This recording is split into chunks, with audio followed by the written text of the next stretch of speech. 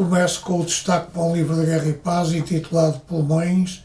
O autor é Pedro Gunnlaugur Garcia, um luso-islandês que ganhou o prémio literário mais importante da Islândia. Destaque ainda para uma bela edição para os mais novos e para públicos de todas as idades de um livro essencial e de referência de Mário Cláudio, publicado há 40 anos. O livro tem prefácio de Carlos Reis e é uma das primeiras grandes obras de caráter biográfico escritas por Mário Cláudio, que também escreveu sobre Guilhermina Sodgia e sobre Rosa Ramalho. É o reencontro com um livro de um grande escritor português que nos conta à sua maneira a vida, parte da obra e a morte de Amadeu de Sousa Cardoso, que vivia em Paris, pintava em Paris, onde foi contemporâneo de Pablo Picasso, Modigliani e de outros, e que voltou a Portugal na altura da pandemia da pneumónica e acabou por morrer demasiado jovem, com 30 anos acabados de fazer, numa altura em que tudo se esperava da sua obra e do seu enorme talento. Foi um dos grandes nomes da modernidade pictórica em Portugal. A reler sempre, sobretudo esta edição bonita de Dom Quixote, com o prefácio de Carlos Reis. Um livro, uma ficção, O Tribunal das Almas, de Fernando Paulo Louro das Neves. É um livro que nos fala do drama daqueles que foram vítimas das perseguições da Inquisição e foram levados às fogueiras e a interrogatórios absolutamente destrutivos, tanto do ponto de vista físico como psicológico. Este livro, O Tribunal das Almas, da Guerra e Paz, é o sinal de mais uma incursão positiva de Fernando Paulo Louro das Neves, um homem ligado ao Jornal do Fundão, de família e de longa data, e é uma incursão dele na ficção, O Tribunal das Almas, Os Espiões de Deus e as Fogueiras, um livro sobre um drama que também foi da história e da realidade religiosa e social portuguesa. Destaca ainda com a chancela de Dom Quixote para um livro de Posidónio Cachapa.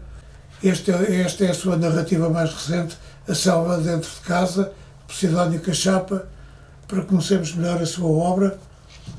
Destaca ainda para um livro com a chancela da ASA, que nos põe em contacto com um dos maiores escritores contemporâneos europeus das últimas décadas. Ele nasceu em 1951, foi repórter de guerra durante mais de 20 anos, tem mais de 20 milhões de leitores em todo o mundo. Muitos dos seus romances têm sido adaptados ao cinema e à televisão. Foi premiado com o prémio Jacques Audiberti em Paris em 2017. Atualmente divide a sua vida entre a literatura, o mar e a navegação. É membro da Real Academia Espanhola e este livro tem a particularidade e o apelo de descontar a Revolução Mexicana, que marca politicamente e militarmente o início do século XX. Ele viaja, do ponto de vista narrativo, até ao tempo de Emiliano Zapata e de Francisco Villa, contando a história de um tesouro de 15 mil moedas roubadas num banco da Ciudad Juárez, a 8 de maio de 1911. O ladrão chamava-se Martín Garret Ortiz, era um jovem engenheiro de minas espanhol e para ele tudo começava nesse mesmo dia, quando ouviu o primeiro tiro e caiu para a rua para ver o que se passava. A partir desse momento a sua vida mudou para sempre. É um dos grandes textos narrativos de Arturo Pérez Reverte. É um escritor que esteve várias vezes em Portugal, é muito lido e muito admirado em Portugal, e este livro é também uma reconstituição dessa época do ponto de vista político, militar e social, mostrando-nos em que medida é que a Revolução Mexicana mudou a vida do México e dos mexicanos e se projetou no tempo como uma memória mítica que ainda hoje reencontramos com gosto e curiosidade.